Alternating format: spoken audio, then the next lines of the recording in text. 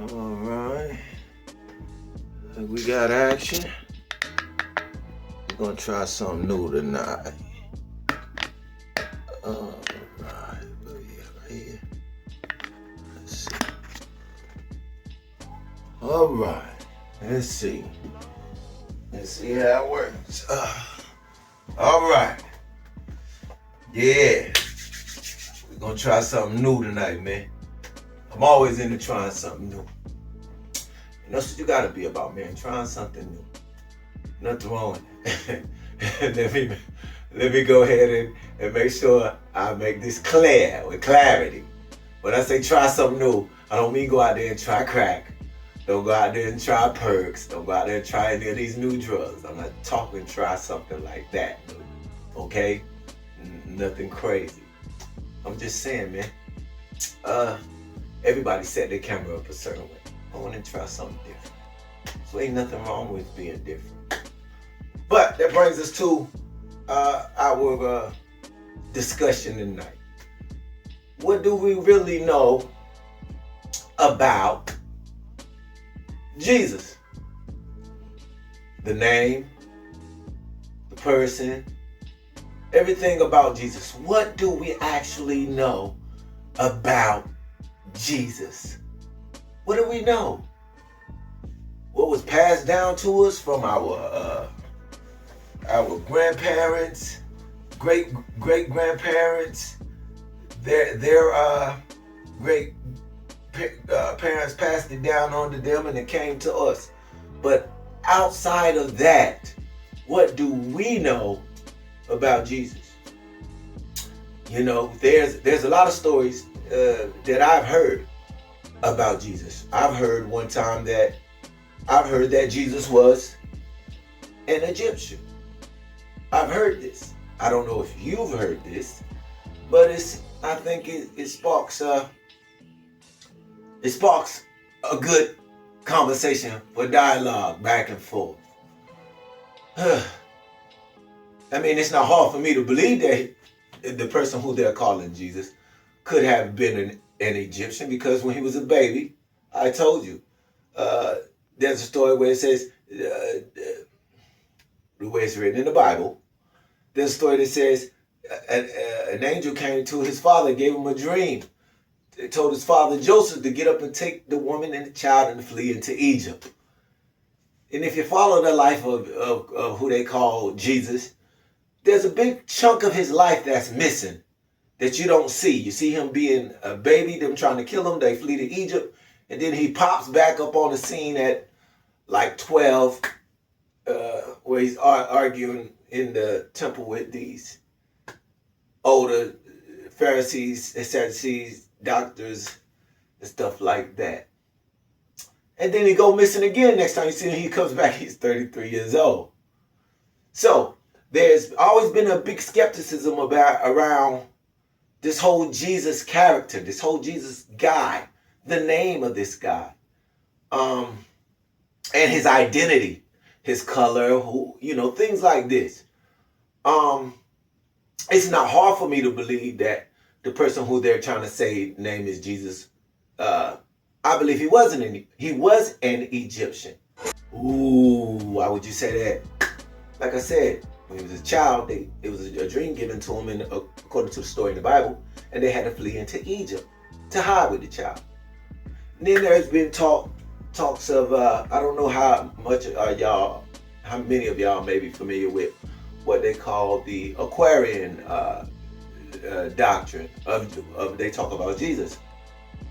Well, it talks about these mystery places he went to. You know, it doesn't go into depth about it. But the person that they always try to tell us about Christ, they always try to say he was a prophet. They always say he had some type of powers. Well, these are things that they was learning in the mystery schools in Egypt. You know, you couldn't just be anybody. These were certain things. There's also been a certain teachings of the Essenes. I don't know how many of y'all are familiar with the Essenes doctrine. See, here, I study everything. And I don't think there's anything wrong with studying anything. Studying everything is what I'm trying to say. Knowledge is power. You understand? And you have to be tapped into a higher source greater than yourself where you can decipher between certain things to be able to tell the difference. Because too much knowledge, you be walking around like what's that guy on that guy like Mega Brain. We want to be walking around like Mega Brain with all the knowledge in the universe and just a big ass head and you don't know what to do with it. But I study everything, man, because there is truth.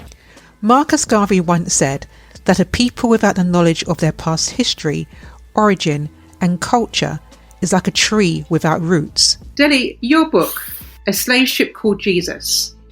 Could you explain to us the naming of the book? It's a provocative title, and deliberately so. I did want to jar the audience slightly. Now, some Christians have reacted thinking that I was rubbishing Christianity. What I wanted to bring to their attention was that there was a ship that was deployed in the slave trade that was named the Jesus of Lubeck. It was actually the realization that some of these vessels were bearing names that should be revered that caused me to look in this direction, the state of Christianity during the slave trade. The ship in question was called the Jesus of Lubeck. But there was another ship that was called the Grace of God. Now, when I'm reading into the slave trade and I'm coming across vessels deployed in this evil trade, this evil enterprise, bearing these sort of devout names, Jesus of Lubeck and the Grace of God, it sets the inquiring mind thinking, what is going on? So that was the inspiration for the title of the book. The ship in question, the Jesus of Lubeck, was actually owned by the royal family. It was a ship that Henry VIII had bought some time prior to English entry into the slave trade. It was his daughter, Queen Elizabeth I, that chartered that ship, the Jesus of Lubeck, to the pioneer of the English slave trade, a fellow called Sir John Hawkins. He used that ship on his second voyage, slaving voyage, and also the third. And that second slaving voyage was remarkable because what he did, he sailed to Sierra Leone and he kidnapped 400 people on the coast, sailed off with them to the island which we now know as Haiti. Make you believe in the pie in the sky. Slaves obey your master was part of the religious doctrine that was given to enslaved people only after white slave owners in the South, specifically in Georgia, became fearful of the seeds of the Haitian Revolution in 1804 spreading throughout the Americas.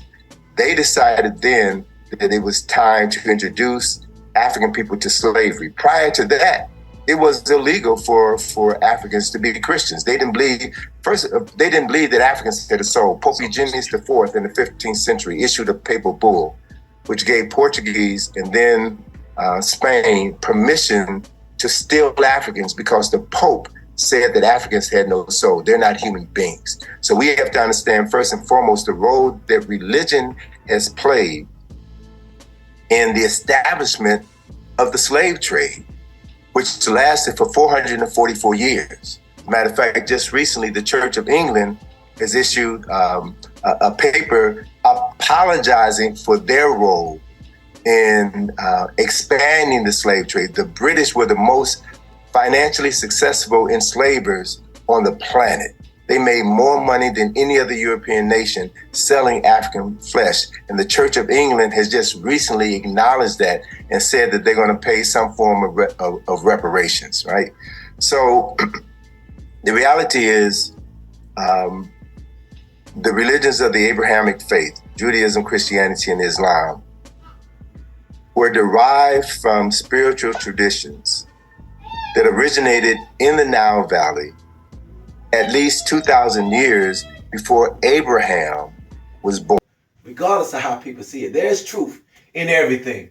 Even in the bull, the BS that they passed down to us, it was truth in it. You just didn't know what you was looking for. You understand? And that comes with wisdom and being able to decipher and balance things out and to know, But I said all that to go on to say, there was a doctrine about the Essenes. If you look it up, there was a guy named Theodore who he done a great speaking on that, where he talks about the Essenes. Well, the whole Essenes thing came out of Egypt too.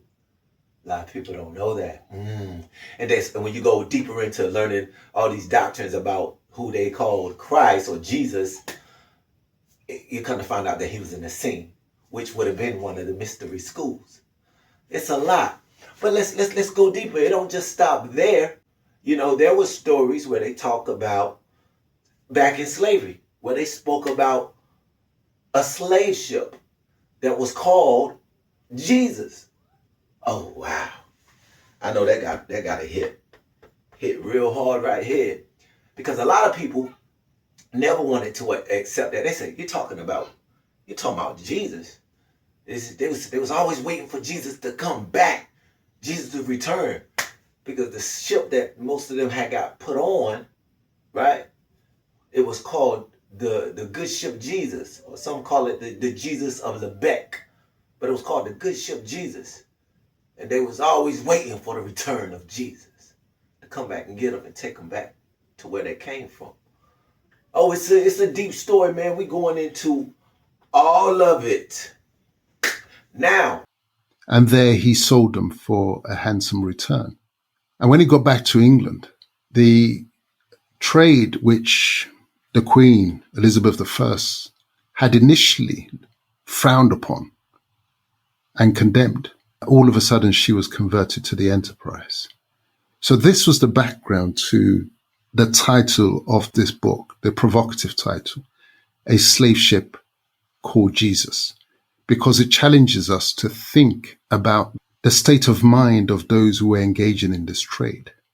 And then when you also bear in mind that the church owned the slave plantations, and much worse than that the whole trade was conducted under license from various popes, granting exclusive license initially to the Portuguese for the enslavement of the African peoples, and a similar license, a parallel license, granted to the Spanish for the importation of our enslaved peoples into the Americas.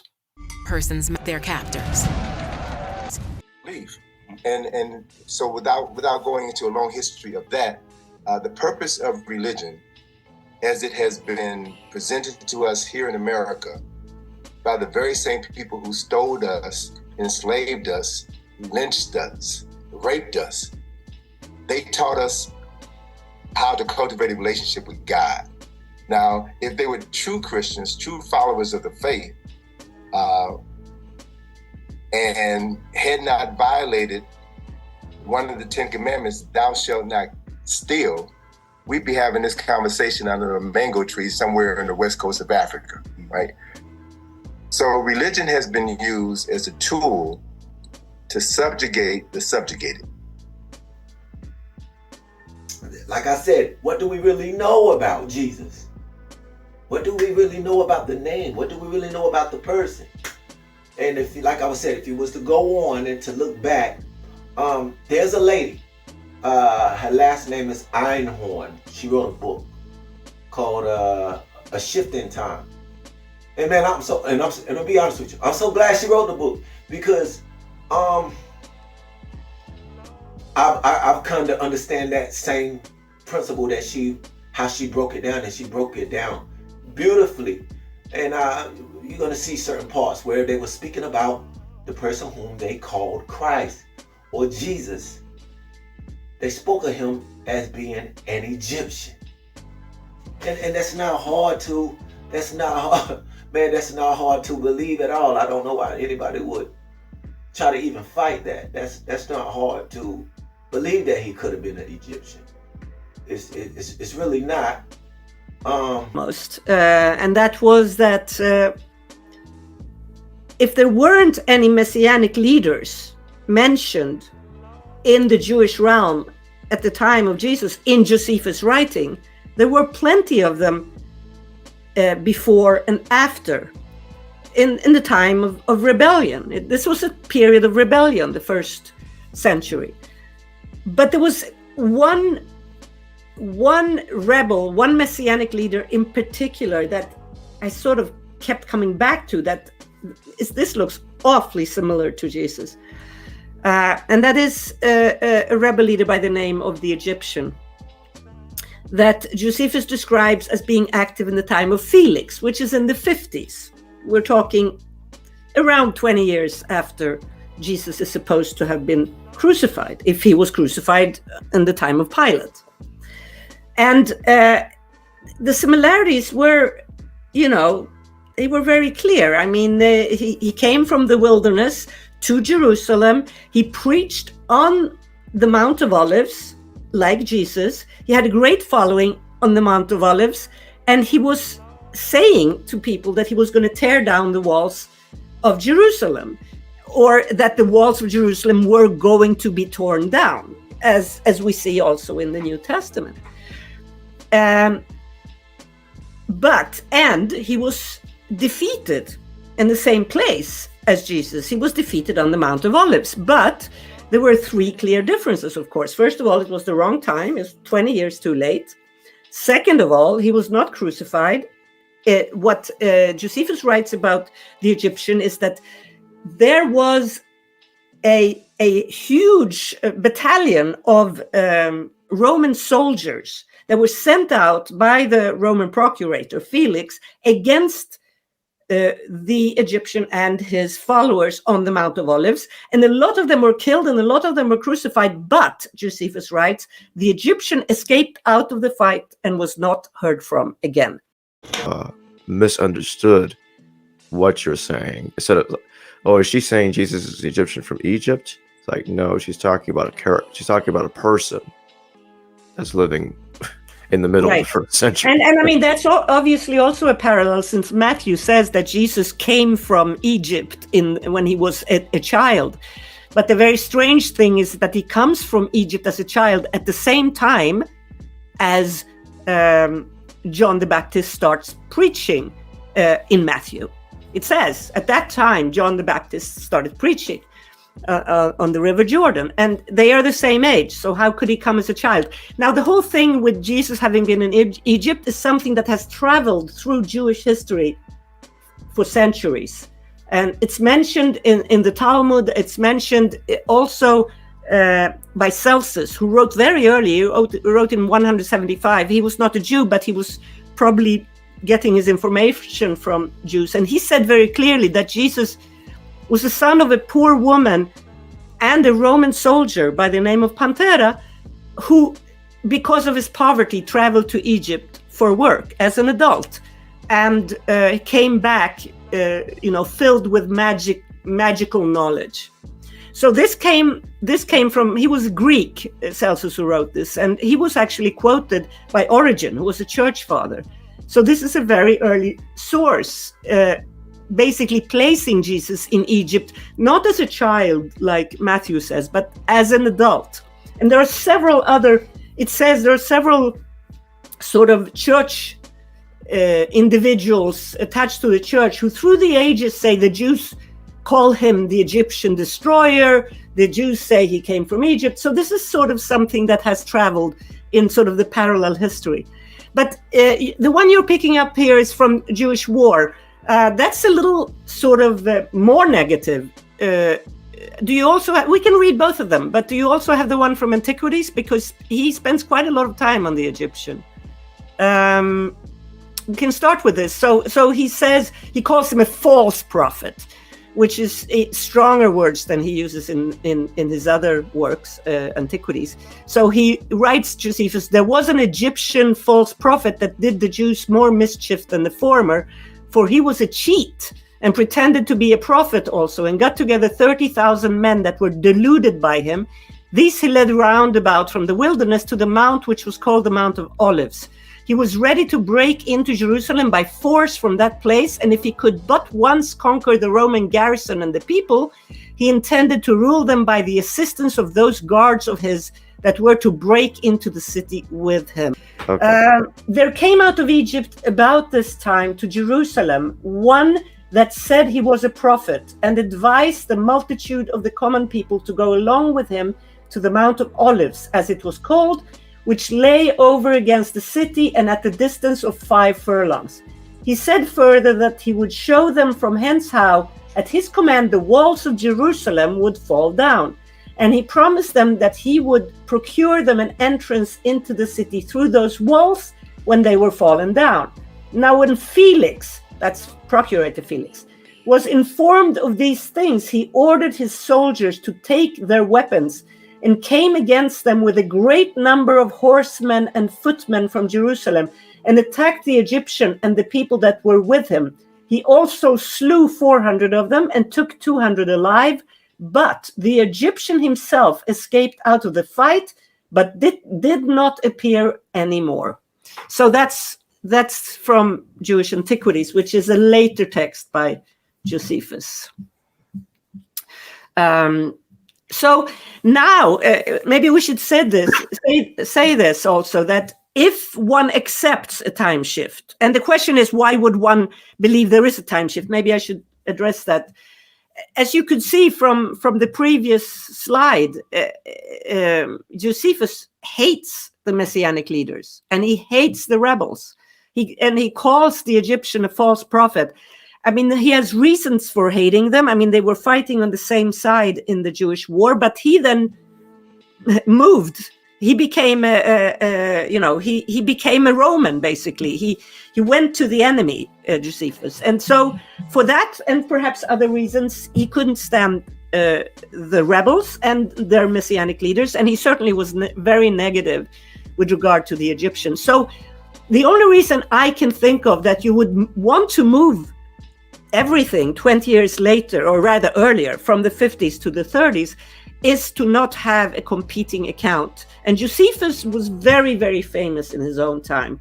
I mean, he had a statue in Rome, and his works were displayed in the large libraries. And so, by moving it to a time when there was no competing account, you do two things. You don't have a competing account, but you also lose Jesus as a historical person, which obviously has been done, since there is no other parallel to him in the 30s in Josephus or other historical sources.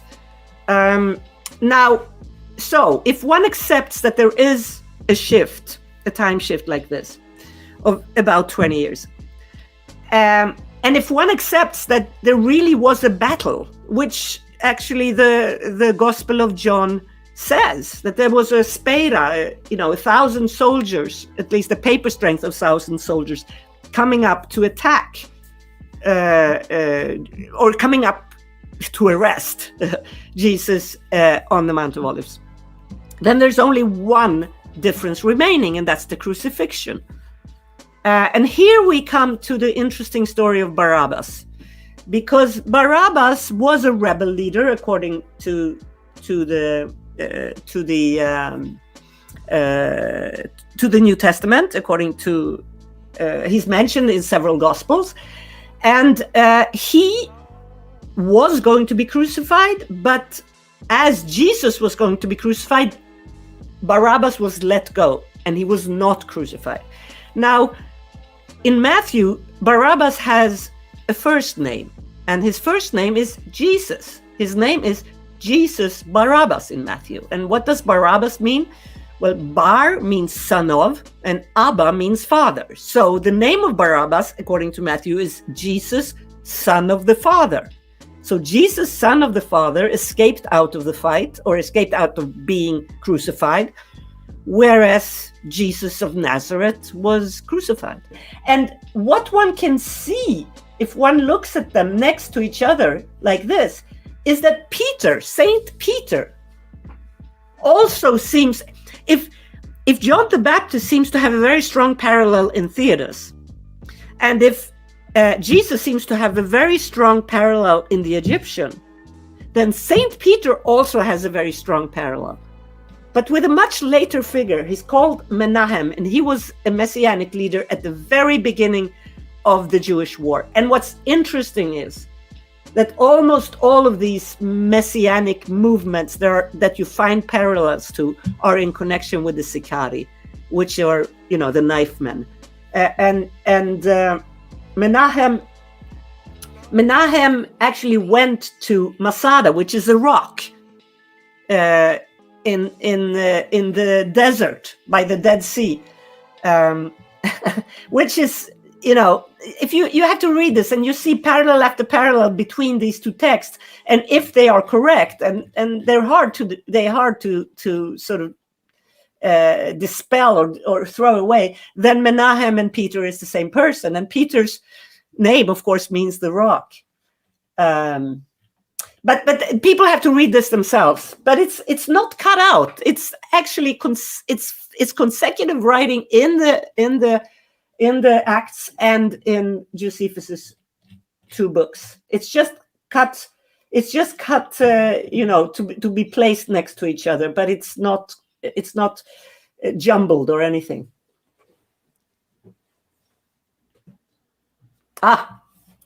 Here we're jumping fast.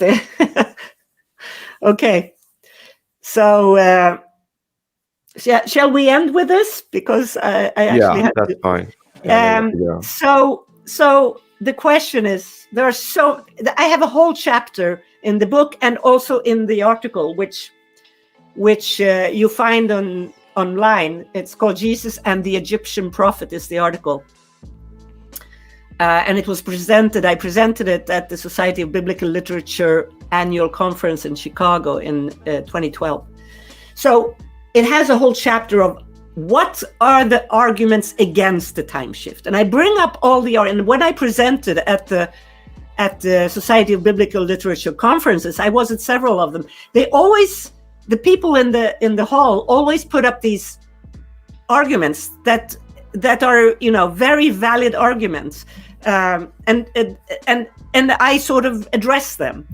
And perhaps the most important argument is the issue of, so if Jesus was active in the 50s and not in the 30s, then what do we do with Paul and his long period of traveling around the Mediterranean? How could he come back at the end to Jerusalem, and there is still a high priest there? I mean, by that time, Jerusalem is lost. By the year 70, Jerusalem has fallen, and there are no high priests in Jerusalem at all. It's been destroyed. The Jews have been dispersed around the world, or around the Mediterranean at least.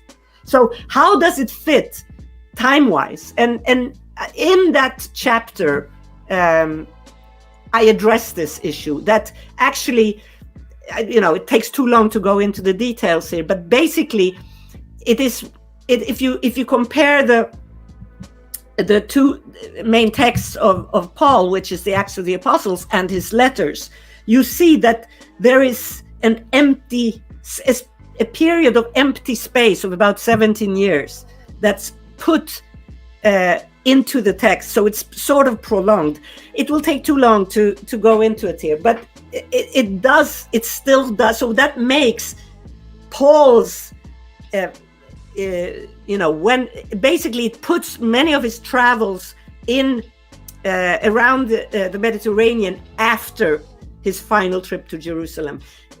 But people have to read this themselves. I mean, it's a complicated setup. But all through the Bible, there's a story about Moses. After Moses ran, when people they came up upon him, they thought he was an Egyptian. There's a story of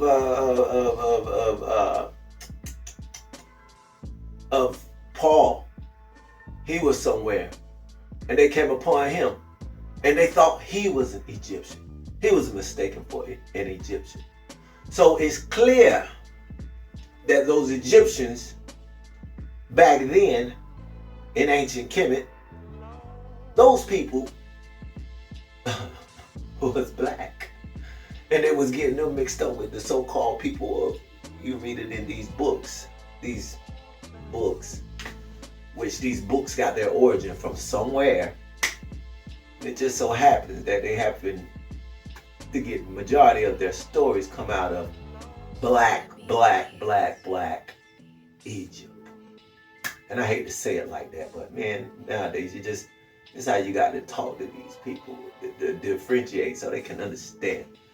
Some have suggested that the god of ancient Egypt, Osiris, was actually a visitor from another world. They say that because Osiris came from an advanced extraterrestrial civilization, his knowledge and seemingly supernatural powers were perceived as godlike by the primitive people, and that the first Egyptian mystery schools were founded around that advanced knowledge that Osiris taught them. But regardless of their origins, the esoteric knowledge taught by these cults was always consolidated into the hands of a relatively small faction of men. But in time, the various esoteric teachings of these most ancient mystery schools began to pollinate other cultures, like a dandelion spreading its seed on the wind. More cults, based upon these original ancient mysteries, began to spring up throughout the known world. Jesus' parents took him and fled to Egypt. When they eventually returned to Canaan, they settled back in the northern village of Nazareth.